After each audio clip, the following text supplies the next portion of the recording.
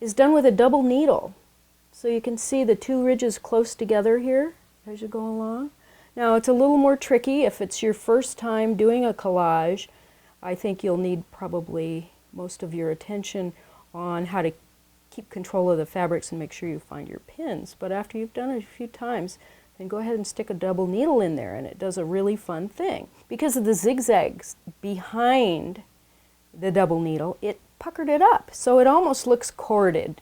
You can see on here this is a piece of gold metallic lace that I put over the top of the satin there, and that'll give it another dimension and texture. This has some lace in it and some pleated fabric.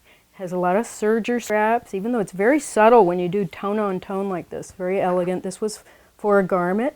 I used the fusible tree lightweight fabric, so when you go to make a garment out of it, it's not too stiff.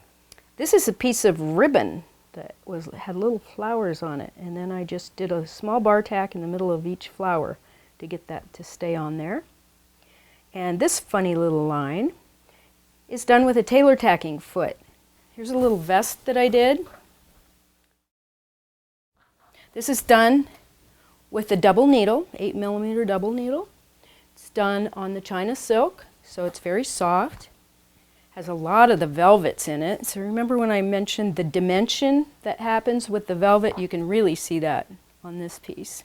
Here's a little covered journal. How I did that. This is just one of those journal books that's you get at an art store. I haven't written in it yet. But here's how I did that. Just left a little opening there. And so if I fill up my journal book and get a new one, I can put the cover on it. These is a couple antique buttons here that I've had for years and years, so that's a special piece. Here's a piece of antique lace in there. Here's a little bag I made, and this was part of the Threads Challenge. Used all kinds of things in here. This was kind of a lattice fabric and some lightweight cheesecloth type stuff, and put it all together and made a little evening bag. Here's a more practical size bag, but smaller than a tote. It's nice when the fabric is shot like this. That means the thread goes in one color one direction, one color in the other direction. And when it frays on the end, you get a really nice contrast. When I'm done, then cut it down the middle and separate it into two. So I'll talk about that a little bit later too. Here's another piece of batting. This is a little bit fluffier. And maybe do something that's a little odd.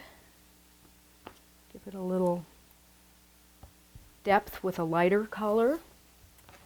Oh, here's a nice one. This is a nice brown color. But there we go. That should do it. And one thing I like to do that makes my job of sewing a lot easier is to take a piece of paper from my other side down. Then my pieces of ribbon here go like this, they go like this, they go like this. It's another look, but I don't think, my own preference is that it doesn't give it that same kind of a rhythm. After I got done collaging it, then I clipped the little extra threads, and by that I mean just the sewing threads. I leave the fluffs coming up like that. I kind of like that idea. But once you hit it with back,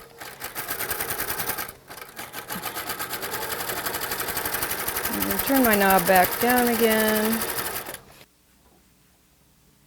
Okay, so I've pulled my rat tail through the end here.